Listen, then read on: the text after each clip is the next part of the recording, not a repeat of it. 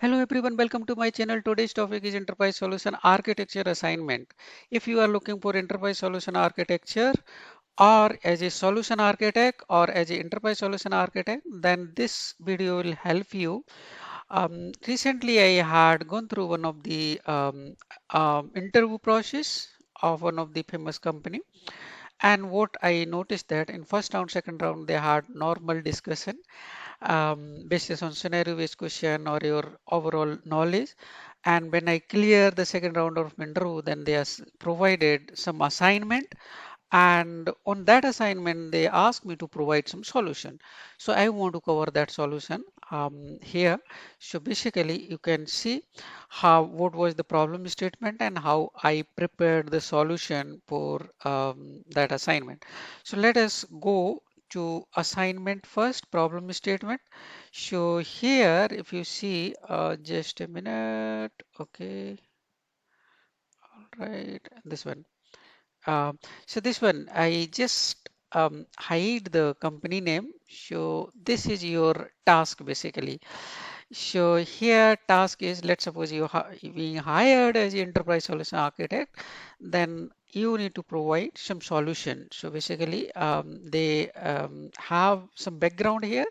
In background basically they have B2B customer quotations, and that they want that answer for that quotation should be done within 1 hour. All right. So basically at high level, I'm not covering line by line, but you can have a look on each and every line. So basically problem statement is they have V2V customer quotations, and when customer quotation is requested, then your response or final quotation should be provided to your end user or customers, business users within an hour. So that is a kind of requirement which they have, and they basically there are some fact and figure. So basically what they mention in fact and figure, that they already have one web application which were developed in 80s, and also they have ERP system, they have CRM system, and everything is running well. And this application is hosted on 180 country. This being used from 180 country, and the company who are using who developed this or who supporting this overall product is having 100,000 employees, and we are 5,000 sales role, and you can say 180 countries being used by 180 countries, and there are 10,000 are customers. So these are fact and figure. So let me summarize again. They have enterprise ERP application, CRM, and one web application through which they also placing these quotations, and these applications are broadly being used in 180 country and 10,000 customers, and they have 5,000 sales roles who are proactively using this application. And what are they looking for? Basically, they want that the reduced lead time of quotation from 5 days to 1 hour. So at current product is taking 5 days to answer B2B customer quotations. What they want, that this response time should be 1 hour. That is the expectations from the enterprise architect to provide the solution. Now, instructions here, basically you need to capture in your solution basically business process architecture, data architecture, application architecture. So all those things you need to capture as a part of the solution. And also expectations, basically it should be kind of presentation where you can draw a diagram, or you can use some tools, Visio or other tools. It's up to you. So basically these are the expectations here. And then time frame, normally they give me the time for 1 week. Normally I focused on the weekend. So, and also they mentioned that it should be, solution should be explained in 20 minutes, these presentations. We are 20 to 10 minutes, you can come up with the additional questions and answers, and around 20 to 30 minutes you should be able to provide the explain the solution as a so that is all. So this is all about you can say you know problem statement. Now let us move to the actual solution which I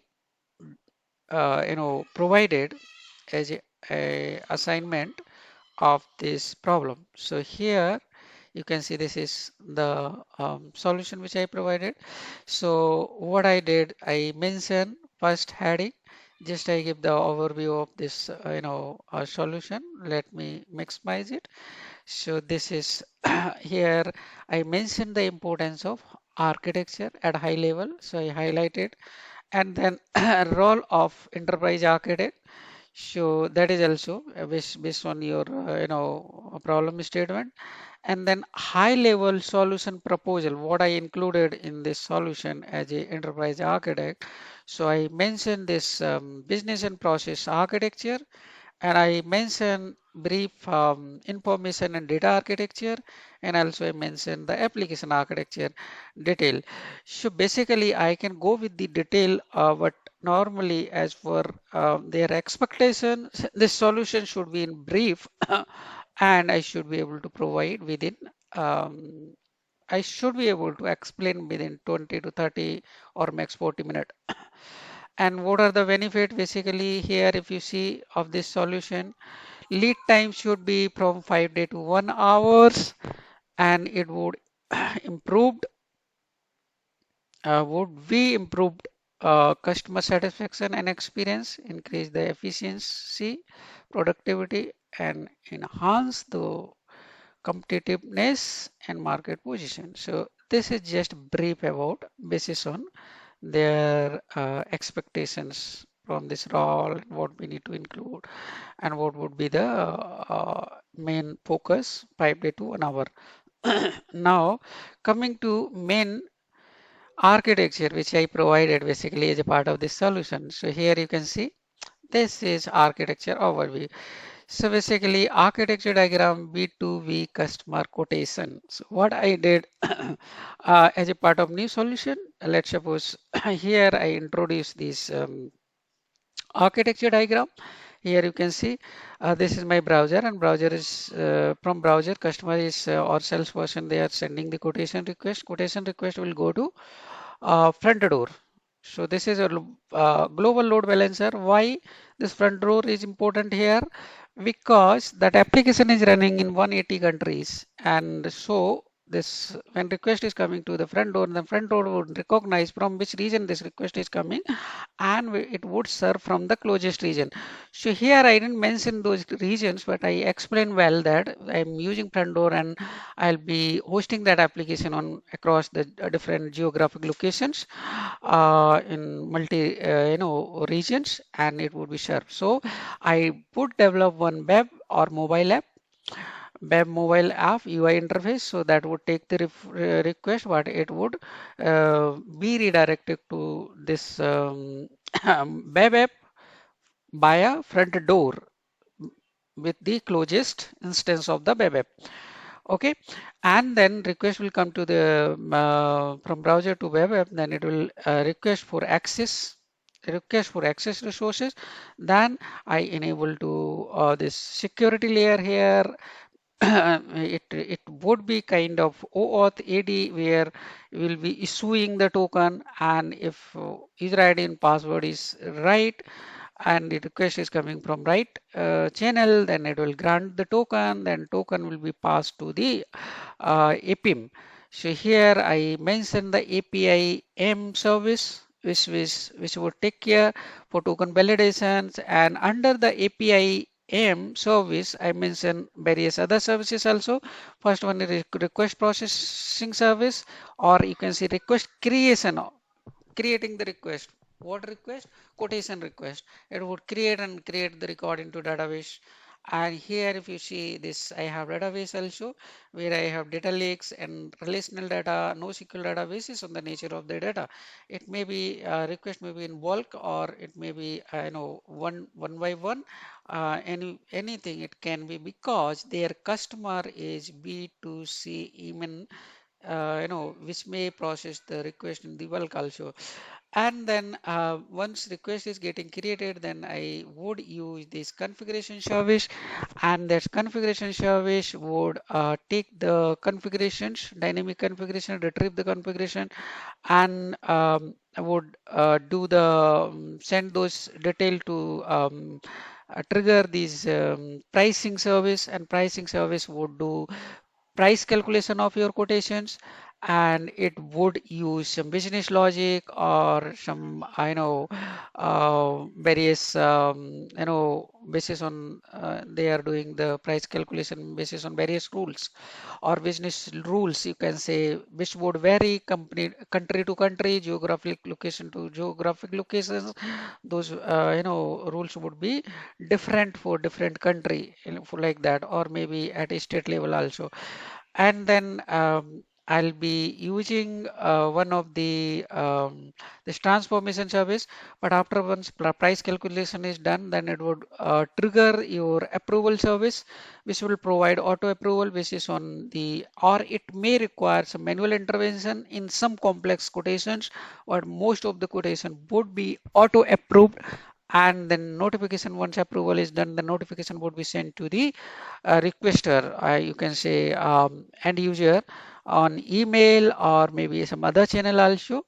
So maybe via WhatsApp or via message or email, or maybe some real-time notification. Let's suppose customer is working on screen, then they'll get the notification of your quotation also. So that those kind of things would be taken care by a notification service. And one of the transformation service also here, if you see, so what is that transformation service? Let us see. There would be some real-time syncing with the existing systems, and that is ERP connector, CRM, or pricing connectors also. They also using their own existing advanced pricing engine. So with that, I'll be doing some transformations. You can say wherever my APIs or services are needed to communicate with the existing system, that would be communicated by a transformation service. So I am introducing here transformation service, and I'll be establishing this real-time data sync also between your data and with the existing enterprise application and CRM and their old system. From day one, we cannot decommission entire new old system. So parallel, we need to running the existing system and would be providing the new solution as a part of this. So in that way, we need this real-time syncing and this transformation to communicate with their existing system. And apart from that, I have this performance monitoring that would be on front door level and web application firewall also I'll be placing here on front door, which would take care for next level of security also. And this solution would be under some bnet and subnet, which I didn't mention. For example, this UI would be in separate subnet, and then database would be separate subnet. UI and database directly cannot communicate, but API would be allowed to access the database. In that way, there would be some network and network level security as well. Up additionally, I'll be using the web application firewall also here, and this performance monitoring, logging, and this all would be on common place for your all component. So that is as part of at high level how your system would work, how your security layer would work, how your database layer, what would be this governance here, which will take care for access control and data compliance related validations and controls, governance things. And then this data catalog is kind of purview, Azure purview, which we would go with that. And so that is at a high level solution which you would be providing for V2V customer quotation.